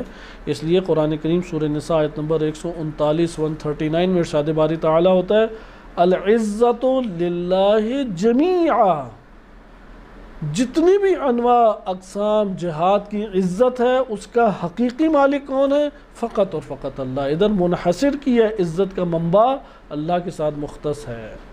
بس یہاں پہ ہمیں اب پتہ لگ گیا کہ یہاں پہ شرک نہیں ہے، بالعرض ہے، ماتحت ہے۔ شرک تو تب ہوتا ہے کہ دو مساوی طور پہ ایک دوسرے کے ساتھ اپنا حق پیدا کر لیں، پارٹنرشپ پیدا کر لیں۔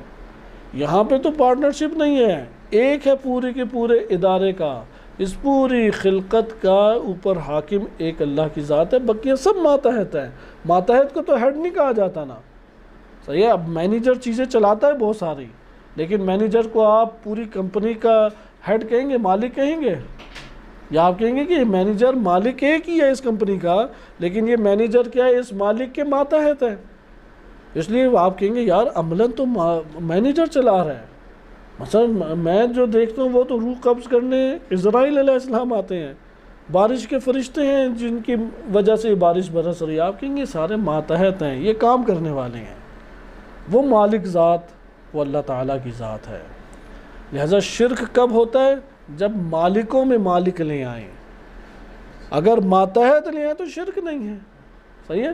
اس لیے یہاں پہ آپ کہیں گے عزت ماتحت ملی ہے اللہ کے، اللہ کے مساوی نہیں ملی، اللہ کے برابر نہیں۔ اس لیے قرآن کی آیت دوسری آ کے اس شرک کے توہم کو دور کیا، اور پھر اس کو کہتے ہیں بالذات اور بالعرض۔ بالعرض یعنی ماتحت، بالعرض یعنی ذات کا تقاضا تو نہیں تھا، یعنی ذاتاً تو یہ اس فیکٹری سے کوئی تعلق نہیں رکھتا، فیکٹری کا مالک ہی نہیں ہے یہ، لیکن اس نے آیا جاب کی خواہش کی اور ہم نے بھی اس کو اہل پایا تو ہم نے اسے جاب دے دیا، اب ہمارے ماتحت یہ کام کرتا ہے، صحیح ہے، ہم نے اسے فرصت دی ہوئی ہے، ہم نے اسے اختیارات دیے ہوئے ہیں، ہم نے اسے ساری چیزیں دی ہوئی ہیں. یہاں پہ آپ کہیں گے مالک ایک ہے کمپنی کا، لیکن بقیہ سارے ماتحت ہیں. اس لیے قرآن کہتا ہے العزت للہ جمیعا، سب عزت کس کے لیے؟ اللہ کے لیے. اسی طرح قوت کے بارے میں ہے، قرآن کریم نے حضرت یحییٰ علیہ السلام کے لیے کیا فرمایا؟ سورہ مریم آیت نمبر 12 میں، یا یحییٰ خذ الکتاب بقوت، اے یحییٰ قوت کے ساتھ کتاب کو پکڑ لو. ادھر قوت کی نسبت کس کی طرف ہے؟ یحییٰ علیہ السلام کی طرف. قوت کا منبع ابھی ادھر کس کو بیان کیا گیا ہے؟ یحییٰ علیہ السلام، قوت کے ساتھ پکڑ لو. یا قرآن کریم نے سورہ بقرہ آیت نمبر 93 میں بیان کیا ہے خذوا ما آتیناکم بقوت، جو ہم نے تمہیں دیا ہے اسے کیا کرو؟ قوت کے ساتھ پکڑ لو. ادھر مومنین کو بھی ان کی طرف بھی قوت کی نسبت دی گئی کہ وہ بھی قوت رکھتے ہیں. پھر قرآن نے آگے ذکر کیا وَأَعِدُّ لَهُمْ مَا اسْتَطَعْتُم مِّن قُوَّةٍ، کہ جو قوت کی استطاعت تم رکھتے ہو ان دشمنوں کے مقابلے میں اس قوت کو تم حاصل کرو اور تیاری کرو. اگر تم بم بنانے کی دشمن کے مقابلے میں استطاعت رکھتے ہو تو بم بناؤ. اگر تم اسلحہ بنانے کی دشمن کے مقابلے میں استطاعت رکھتے ہو دشمن کے لیے اسلحہ بناؤ دشمن کے مقابلے میں. ادھر قوت پھر مومنین کی طرف نسبت ہے. لیکن یہاں پہ شرک کے شائبے کو دور کیا بالذات اور بالعرض، بقیہ کو ماتحت قرآن نے کیسے قرار دیا؟ سورہ بقرہ آیت نمبر 165 میں ارشاد باری تعالیٰ ہوتا ہے ان القوت للہ جمیعا. اگر قوت کسی ذات کے ساتھ مختص ہے اور اس کی ملکیت ہے، تمام کی تمام قوت، جمیعا تمام کی تمام قوت، وہ کون ہے ذات؟ اللہ تعالیٰ کی ذات ہے. اسی طرح سے رزق ہے، رزق کے بارے میں قرآن میں ارشاد ہوتا ہے سورہ جمعہ میں قل ما عند اللہ خیر من اللہو ومن التجارہ واللہ خیر الرازقین. جو اللہ کے پاس ہے وہ لہو و لعب سے، لہویات سے اور تجارت سے بہتر ہے، ہر دو سے. تجارت لہویات نہیں ہے، کمائی کا ذریعہ ہے، لیکن ایک لہویات اور لعب میں فرق ہے. لعب کہتے ہیں غیر عقلائی کام، عقلی کام نہیں ہوتا، مگر مزہ آ رہا ہے کھیل رہے ہیں، عقلی کام نہیں ہے. صحیح ہے؟ جیسے ہوتا ہے نا بندے بیٹھے ہوتے ہیں بال پین کا ڈھکن کھول کے یوں اچھالنے لگ جائیں گے. آپ آ کے پوچھتے ہیں کیا کر رہے ہو؟ کہتے ہیں میں سوچ بچار میں مشغول ہوں. آپ کہیں تم کھیل کود میں مشغول ہو، یہ سوچ بچار تھوڑی ہے. لائیو کسے کہتے ہیں؟ کھیل کود میں مشغول، غیر عقلائی کام میں مشغول ہو جانا. لہو کہتے ہیں کہ جو آپ کو آپ کے مقصد سے ہٹا دے. بے شک آپ اس کے اندر کوئی نیکی انجام دے رہے ہوں، عقلی امر ہی انجام دے رہے ہوں، مقصد سے جو ہٹا دے وہ کیا کہلاتا ہے؟ لہویات کہلاتا ہے. مثلا آپ اسکول جانا چاہ رہے ہیں، اسکول جا رہے ہیں، دوست آگے کہتے ہیں یار آج بڑا کرکٹ کا اہم میچ ہے، آؤ ہمارے ساتھ مدد کرو اور کرکٹ کھیلتے ہیں. اب وہ پڑھائی مقصد تھا، جا کے اس نے کرکٹ کھیلنا یا کوئی اور گیم کہہ لیں کیونکہ کرکٹ کے نقائص بڑے ہیں، کوئی حرام نہیں ہے کیونکہ لائب ہے اس میں. آپ ایسا عقلائی کام کہہ لیں یا فلاں غریب کی مدد کرتے ہیں، چلو آؤ غریب کی مدد کرنا ایک نیکی ہے. یا فلاں بندے کے پاس جاتے ہیں، اس سے ہم تجوید کے چند احکام پڑھ لیتے ہیں. اب اسکول میں اس کے پڑھنا وظیفہ قرار پا رہا ہے، درس کے اندر شرکت وظیفہ قرار پا رہا ہے، لیکن یہ یہاں پہ کیا کرنے گیا ہوا ہے؟ مثلا سجدہ کرنے گیا ہوا ہے، نماز پڑھنے کوئی گیا ہوا ہے ادھر ادھر، یعنی مستحب کوئی عمل انجام دینے گیا ہوا ہے. تو یہاں پہ ہم جو آپ کے مقصد سے ہٹا دے اسے کیا کہتے ہیں؟ لہو کہتے ہیں. جیسا کہ ہے کہ اگر وقت جہاد لمبے سجدوں میں پڑ جائے تو یہ لہو ہے یا عبادت ہے؟ اگر وہ کعبے کے طواف کرتا رہ جائے جبکہ امام الکعبہ امام حسین علیہ السلام کربلا کی طرف نکل کھڑے ہوئے ہیں تو کیا کہلائے گا یہ جو وہ عبادتیں انجام دے رہا ہے؟ اسی طریقے سے آپ کے دیگر امور ہیں. ایک بندہ ہے کہ درس کا ٹائم ہے، وہ کہتا ہے میں تو زیارت کرنے گیا تھا. آپ کے درس کا ٹائم ہے، وہ کہتا ہے نہیں میں تو فلاں سخنرانی اور تقریر فلاں عالم کی سننے گیا تھا.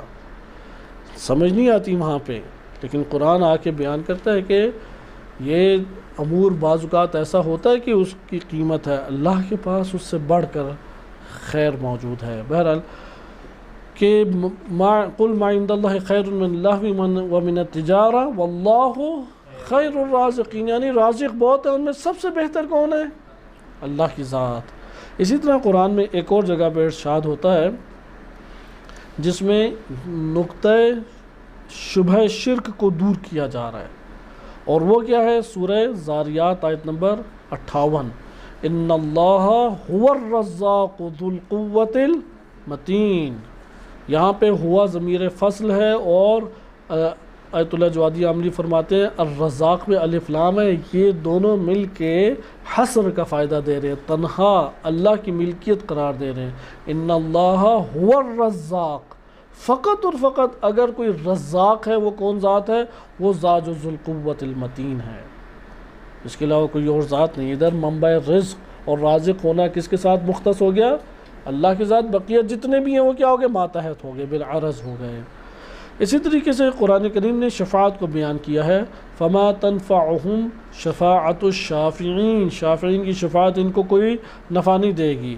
اور پھر قرآن اس کا مطلب شافعین ہیں جو شفاعت کریں گے لیکن نفع نہیں دیں گے، شافعین کا تو وجود ثابت کر دیا آیت نے، لیکن قرآن کریم سورہ زمر آیت نمبر 44 میں فقط شفاعت کو اللہ کے ساتھ مختص کیا، قل للہ الشفاعت جمیعا، جتنی بھی شفاعت ہے اس کا مالک حقیقی کون ہے؟ فقط اللہ کی ذات۔ اللہ کے علاوہ جتنی بھی شفاعت کا حق رکھتے ہیں ائمہ اہل بیت علیہ السلام، انبیاء و رسول علیہ السلام، سب سے بڑھ کر نبی صلی اللہ علیہ وسلم شفیع المذنبین، یہ سارے بالعرض شفاعت رکھتے ہیں۔ شفاعت حقیقی اللہ کی ذات ہے۔ اسی طریقے سے ولایت کی بات آئی، قرآن نے کئی ولی بیان کیے ہیں، انما ولیکم اللہ ورسولہ والذین آمنوا الذین یقیمون الصلاۃ ویؤتون الزکاۃ وہم راکعون۔ ادھر تین ولیوں کی بات ہے، اللہ، رسول اور رکوع قیام کی حالت میں، اور زکوٰۃ دینے والے، اور رکوع میں مثلا زکوٰۃ دینے والے، یہ کیا ہیں؟ ولی ہیں۔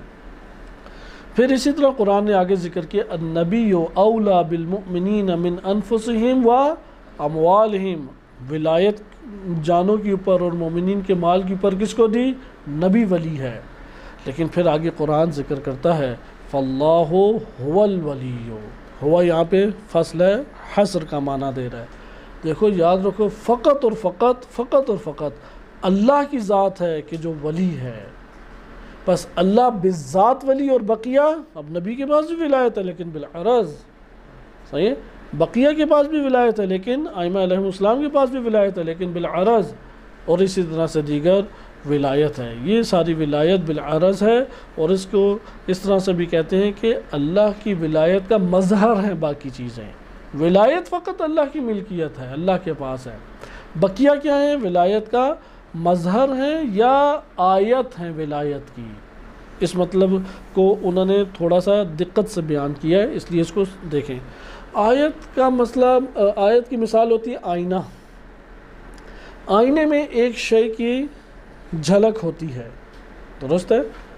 اب جس کی جھلک اس میں یا عکس اس میں پڑ رہا ہے، تو آپ اگر جا کے مثلا ایک تصویر ادھر لگی ہوئی ہے، آپ اس شخصیت سے محبت کرتے ہیں، مطلب رہبر معظم ہیں، یا آپ یہ کوئی سیاستدان کا بڑا، کسی سیاستدان کا پیرو اور جسے جیالہ کہتے ہیں وہ ہے، صبح سویرے اٹھ کے عکس کو دیکھنا ضروری سمجھتا ہے یا بوسہ دینا ضروری سمجھتا ہے، عکس بن رہا ہے، وہ جا کے شیشے کو بوسہ دیتا ہے۔ اس نے شیشے کو بوسہ دیا ہے، شیشے میں جو تصویر بنی ہے اس کو بوسہ دیا ہے، کس کو اس نے بوسہ دیا ہے؟ یا آپ یہ کہہ لیں کہ آپ والدین سے دور ہیں، ایک دن آپ تصویر نکالتے ہیں اپنے والد یا والدہ کی اور اس کو بوسہ دیتے ہیں، آپ نے کاغذ کو بوسہ دیا ہے یا والدین کو؟ لیکن آپ کی نیت کیا ہے؟ توجہ کس کی طرف ہے؟ بس والدہ کو آپ بوسہ دے رہے ہیں نا گویا کہ، لیکن آپ کا بوسہ چونکہ کاغذ کے اوپر ہے وہ مجبوری کی وجہ سے ہے۔ کائنات کی ہر شے مظہر ہے، ولی اللہ کی ذات ہے، اس کی ولایت کی جھلک اس کے اندر ہے، یا بالفاظ دیگر کائنات کی ہر شے آیت ہے، آئینہ ہے، اس آئینے کے اندر اللہ کی ولایت جلوہ گر ہو رہی ہے، آپ اس ولایت کو اگر بوسہ دیتے ہیں تو بالآخر آپ کو کس کو بوسہ دینا پڑے گا؟ اس آئینے کو، اس آیت کو۔ لہٰذا یہاں پہ اس مطلب کو ذکر کر کے کہتے ہیں کہ بتعبیر قرآن کریم ہمیں موجودات آیات الہی تمام کی تمام موجودات اللہ کی آیات ہیں، اور ان آیات میں سب سے بڑی آیت اللہ کی وہ انسان کامل ہے، وہ انسان تام ہے، امیر المومنین علیہ السلام، نبی صلی اللہ علیہ وسلم، ائمہ اطہار و انبیاء علیہ السلام ہیں، کیونکہ ان کی شخصیت میں سب سے زیادہ اللہ کے مظاہر جو ہیں وہ جلوہ گر ہیں۔ اس لیے امام علی علیہ السلام کا بہار میں یہ فرمان ہے، ما للہ آیت اکبر منی، اللہ کی کوئی آیت ہے ہی نہیں مجھ سے بڑھ کر، آیت کبریٰ ہیں، آیت عظمیٰ ہیں، صحیح ہے، اللہ کی آیت کبریٰ امیر المومنین علیہ السلام ہے۔ بعض ہم نے لقب دیے ہوئے ہیں، آیت العظمیٰ ہم مثلا مرجع تقلید کو کہتے ہیں، وہ بھی اسی مناسبت سے ہیں، لیکن اس کا یہ مطلب نہیں ہے کہ امام علی علیہ السلام کے مقابلے میں نعوذ باللہ، امیر المومنین علیہ السلام اللہ کی سب سے بڑی آیت ہیں۔ پھر امام صادق علیہ السلام کا ایک واقعہ انہوں نے ذکر کیا ہے بہار سے ہی، کہ روز قیامت اللہ تعالیٰ ایک مومن شخص سے سوال کرے گا کہ فلاں وقت یاد ہے کہ میں مریض ہوا تھا اور تم میری عیادت کے لیے نہیں آئے؟ تو مومن کہے گا یا اللہ تیری ذات کیسے مریض ہو سکتی ہے، وہ تو نہیں مریض ہو سکتی۔ تو اللہ تعالیٰ فرمائے گا کہ فلاں بندہ مومن مریض تھا اور تمہیں اس کی خبر تھی اور تم اس سے ملنے نہیں گئے، اگر تم اس مومن بندے کی عیادت کرتے تو تم نے گویا کہ میری عیادت کی ہے، یہ بندہ مظہر ہے اس کی یعنی اگر آپ نے تصویر کو بوسہ دیا گویا کہ والدہ کو اپنے بوسہ دیا، اگرچہ والدہ ادھر نہیں ہے، صحیح، یہاں پہ وہ مظہر ہے، اس مظہر کو آپ نے بوسہ دیا ہے یا اس کی عیادت کی، گویا کہ اللہ کی عیادت کی، جیسا کہ امام حسین علیہ السلام کے حرم کے بارے میں ہے، یا کعبہ کے بارے میں بھی ہے، جس نے کعبہ کو دیکھا اس نے اللہ کو دیکھا، جس نے امام حسین علیہ السلام کے حرم کی زیارت کی اس نے اللہ کی زیارت کی، یعنی یہ مظہر الہی ہیں۔ اسی طریقے سے انہوں نے امام خمینی رحمۃ اللہ علیہ کا بیان کیا کہ یہاں پہ یہ کوئی حلول اور اتحاد کا نظریہ کوئی نہ سمجھے، جیسے ادھر شرکیہ ایک شائبہ پیدا ہوتا تھا قرآن اصلاح کی، ادھر اتحاد اور حلول نہیں ہے، نہیں، یہ مظہر ہیں، اللہ نے انہیں اپنی آیت قرار دیا، مظہر قرار دیا ہے۔ مقصود یہاں پہ یہ ہے کہ اللہ سبحانہ وتعالیٰ کی سب آیات ہیں اور حقیقی ان سب کمالات کا مالک اللہ کی ذات ہے۔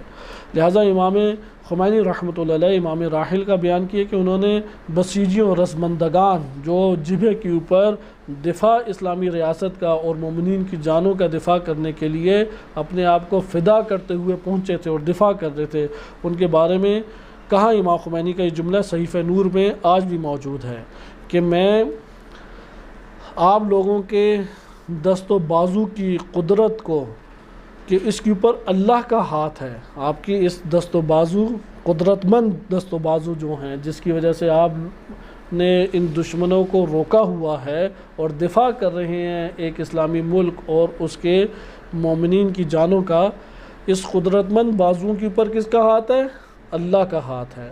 میں آپ کے ان قدرت مند دست اور بازو کو بوسہ دیتا ہوں اور اس بوسے کے اوپر افتخار کرتا ہوں، فخر ہے کہ میں آپ لوگوں کے ہاتھوں کو بوسہ دے رہا ہوں، آپ لوگوں کے ان دست کو اور بازوؤں کو بوسہ دیتا ہوں۔ آیت اللہ جوادی عاملی کہتے ہیں کہ اس کا معنی یہ ہے کہ آپ کے دست و بازو آیت ہیں، آیت خدا ہیں، نشان خدا ہیں، مظہر خدا ہیں۔ ید اللہ فوق ایدیہم، ان ہاتھوں کے اوپر کس کا ہاتھ ہے؟ اللہ کا، پس ید اور قدرت اصل اللہ کے پاس ہے، لیکن یہ مظہر بن رہے ہیں، تو یہ در حقیقت اللہ کے اس صفت کو، اللہ کی قدرت کو بوسہ دینا ہے۔ در حقیقت یہ کیا ہے؟ یہ اللہ کی تکریم ہے، یہ در حقیقت اللہ تعالیٰ کی تعظیم ہے۔ اسی طریقے سے سیرت و سنت انبیاء علیہ السلام کا انہوں نے ذکر کیا ہے کہ حقیقت میں اس کا ادب اور اس ادب توحید کی تعلیم قرآن کریم نے ہمیں دی ہے، اور انہوں نے چند امور ذکر کیے ہیں کہ انبیاء علیہ السلام کی اطاعت حقیقت میں کیا ہے؟ اللہ کی اطاعت ہے، جیسے قرآن کی آیت ہے وَمَن يُطِعِ الرَّسُولَ فَقَدْ اطاع اللہ، جس نے رسول کی اطاعت کی فقط و فقط اس نے اللہ کی اطاعت کی۔ یا یہ آیت ہے وما ارسلنا من رسول، ہم نے جو رسول بھی بھیجا ہے الا لیطاع باذن اللہ، کہ اللہ کے اذن سے اس کی اطاعت ہو۔ اطاعت کا حقیقی مالک اللہ کی ذات ہے۔ اس کے اختتام پہ پھر انہوں نے ایک تذکر دیا ہے، اس تذکر سے متعلق چند آیات ہیں وہ آپ کی خدمت میں اگلے درس میں پیش کی جائیں گی، اور اس میں جو اہم نکتہ ہے اس کو فقط نوٹ کر لیں کیونکہ کتاب کا حجم زیادہ ہے تو ہمیں یہ نکات تیزی سے پڑھنا ہوں گے۔ پہلی چیز انہوں نے بیان کی کہ انسان اپنے وجود میں ہر قید و بند سے آزاد ہے سوائے قید عبودیت خدا، اللہ کے سامنے وہ عبد ہے، بقیہ ہر قید سے آزاد ہے۔ اور اللہ کی ذات ہے کہ جو انسان کی خالق ہے، اس کی مقوم ہے، اسے چلانے والی ہے، اور اس کے اوپر ہمارے پاس عقلی دلائل بھی ہیں اور واضح نقلی دلائل بھی ہیں کہ اللہ ولی الذین آمنوا، اللہ مومنین کا ولی ہے، یخرجہم من الظلمات الی النور، جو ظلمتوں سے نکال کے نور میں لے کے آتا ہے۔ فاللہ هو الولی یا هو الولی الحمید، اللہ کی ذات تنہا ولی اور ولی حمید ہے۔ اسی طرح قرآن کی اطاعت کے حوالے سے آیات ہیں۔ اس کے اختتام پہ انہوں نے ذکر کیا ہے کہ پس یہاں سے ہمیں ثابت ہوا کہ ولی فقی کے پاس جو بھی ولایت ہوگی وہ ولایت در حقیقت بالعرض ہے، لہٰذا یہاں پہ ولایت کے دو مدار ہمارے لیے ثابت ہوتے ہیں، یعنی دو رکن اساسی ہیں، دو رکن اساسی۔ پہلا رکن اساسی کیا ہے کہ محور ولایت فقی عادل جو ہے وہ شان جامع اسلامی ہے، نہ ذات مردم، یعنی اسلامی معاشرے کی شان یہ ہے کہ اس کے اوپر عادل فقی ہو۔ ولایت فقی عادل اس کا محور وہ کیا ہے؟ اسلامی معاشرہ، اس کا تعلق اسلامی معاشرے سے، لوگوں کی ذوات سے نہیں ہے۔ لوگوں کی ذوات کے اوپر تو اصل حاکم اللہ کی ذات ہے، لیکن اس اسلامی معاشرے کے اوپر فقی عادل کی جو ولایت اللہ نے قرار دی ہے یہ در حقیقت اللہ کی جانب سے ہے۔ بالفاظ دیگر ولایت فقی کی جو ولایت ہے وہ اسلامی معاشرے کے ادارہ کرنے سے مربوط ہے یا لوگوں کی ذات سے مربوط ہے؟ ہم یہاں پہ کیا جواب دیں گے؟ اسلامی معاشرے کو ادارہ کرنے اور اس کی مدیریت کرنے سے مربوط ہے۔ نمبر دو، جو عادل ولایت فقی میں جو عادل فقی ہے، یعنی ولایت فقی عادل، اس کا دار مدار کیا ہے؟ پورے تمام جامع معاشرے کے افراد کا اس نے ادارہ کرنا ہے، کوئی مستثنیٰ اس میں سے نہیں ہے۔ یعنی ولایت فقی کی عدالت سے اسلامی معاشرے کا کوئی فرد بھی باہر نہیں ہے، حتیٰ کہ فقی خود بھی باہر نہیں ہے، خود بھی اسے عادل ہونا چاہیے۔ یعنی دوسری چیز عدالت کے گرد گھومتی ہے، اس لیے والی اسلامی وہ در حقیقت فقاہت اور عدالت کے حقوق اس کی شخصیت میں نمایاں ہونے چاہیے، اس لیے کتاب کا نام بھی فقاہت و عدالت ہے۔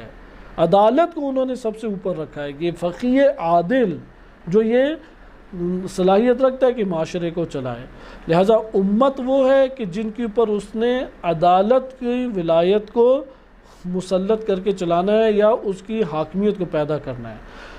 بس آپ نے ادھر ولایت فقی کے عنوان سے دیکھیں، جو ولایت فقی ہے اس کے محور دو امر ہیں، ایک تو اس کا تعلق لوگوں کی ذات سے نہیں بلکہ معاشرے کو چلانے سے ہے، معاشرے کے امور کو چلانے سے ہے۔ نمبر دو، معاشرے کو چلانا کس کے ذریعے سے ہے؟ عدالت کے ذریعے سے۔ یہ کس سے مربوط تھا؟ ولی فقی سے، ولایت فقی سے۔ معاشرے کو چلانے اور ادارہ کرنے سے مربوط ہے، لوگوں کے شخصی مسائل، ان کی اپنی شخصی آزادی وہ انہی سے وابستہ ہے۔ نمبر دو، عدالت کو اس نے حاکم کرنا ہے اپنے وجود پہ بھی اور معاشرے پر بھی، عدالت سے چلانا ہے۔ امت کی کیا ذمہ داری ہے؟ امت کے حوالے سے کہتے ہیں امت بھی پھر ادھر دو قسمیں ہمارے پاس آ جاتی ہیں۔ ایک ہے امت مشاورت سے تعلق رکھتی ہے، مشورہ دے سکتی ہے، قبول کر سکتی ہے، لیکن مسلط نہیں اوپر ہو سکتی حاکم کے، مشورہ دے سکتی ہے۔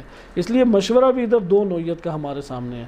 ایک ہے وَأَمْرُهُمْ شُورَى بَيْنَهُمْ، اور انہیں اپنے امور کیسے لوگوں کو چلانے چاہیے؟ مشاورت سے۔ مشاورت کی بہت قیمت ہے، استخارے سے زیادہ کس کی قیمت ہے؟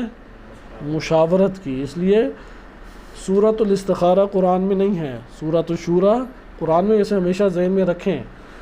شادی کسی نے کرنی ہے، کاروبار کسی نے کرنا ہے، جاب کسی نے کرنی ہے، ایران سفر کسی نے کرنا ہے، استخارے سے بڑھ کر کس کی ضرورت ہے؟ شورا کی، وَأَمْرُهُمْ شُورَا بَيْنَهُمْ، مشورہ آپس میں کرو. لیکن یہ مشورہ ولی فقیہ سے تعلق نہیں رکھتا، یہ لوگوں کے آپس میں ذوات اور لوگوں کے آپس کے مسائل ہے. ایک اس میں دوسری چیز ہے کہ جو جدا کر دیتی ہے سورہ آل عمران میں، جیسا کہ غالباً سورہ آل عمران 159 میں ہے، وَشَاوِرْهُمْ فِي الْأَمْرِ، آپ اس امر میں بڑے بڑے امور جو معاشرے کے اندر انجام دینے، بطور والی، بطور حاکم، مثلا جنگ کی پلاننگ ہے، جنگ کہاں پہ لڑنی ہے، اقتصادی مسائل ہیں، دیگر جنگی مسائل ہیں، دفاعی مسائل ہیں، کیا حکم آ رہا ہے؟ وَشَاوِرْهُمْ فِي الْأَمْرِ، ان امور، بڑے بڑے امور میں ان لوگوں کی مشاورت آپ لیں، مشاورت میں شامل کریں، مشورے میں شامل کریں. رسول صلی اللہ علیہ وسلم کا منبع وہی ہے، انہیں مشورے کی ضرورت نہیں تھی. یہ تربیت ہے امت کو، یہ ایک نظام کی طرف اشارہ ہے، یہ ایک حاکمیت کے نظام کی طرف اشارہ. ولایت فقیہ کا نظام باہمی مشاورت سے چلتا ہے، لیکن مشاورت اس معنی میں نہیں کہ اکثریت کے مشورے کی حاکمیت، نہیں، یہ نہیں. حاکمیت کس کی ہے؟ اللہ کی حاکمیت. حاکمیت کس کی ہے؟ جس کو اللہ نے ولی کو حق دیا ہے، اس کی حاکمیت، نہ کہ ان کے مشوروں کی حاکمیت. مشورہ لینا ضروری ہے، اس سے کیا ہوتا ہے؟ لوگوں کی عقلوں میں وہ شامل ہو جاتا ہے. جیسے نہج البلاغہ میں امام علی علیہ السلام نے یہی فرمایا کہ تم مشورہ لو، مشورہ جن سے لینا چاہیے، اس سے تم ان کی عقلوں میں شریک ہو جاؤ گے.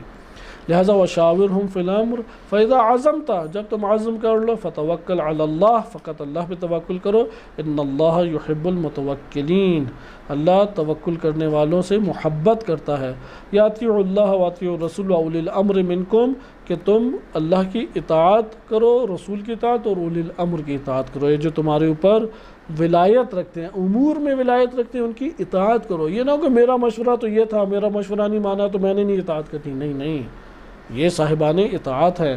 وشاورہم فی الامر ہمیں یہ بیان کرتا ہے کہ لوگوں کے اندر، لوگوں کے حوصلوں کو بلند کیا جائے، لوگوں کی توجہ بڑھائی جائے، ان کا بھی اس کی طرف ایک رغبت ہو ان امور کو انجام دینے میں، لوگوں کو آپس میں جوڑنا. یہاں سے ولایت فقیہ جو ہے اس کا ایک مردمی اور عوامی چہرہ ہمارے سامنے آتا ہے. بقیہ انشاءاللہ تعالی اگلے درس میں پڑھیں گے کہ فقیہ کون ہے اور اس کی شرائط کیا ہیں. صلی اللہ علیہ سیدنا محمد وآلہ طاہرین.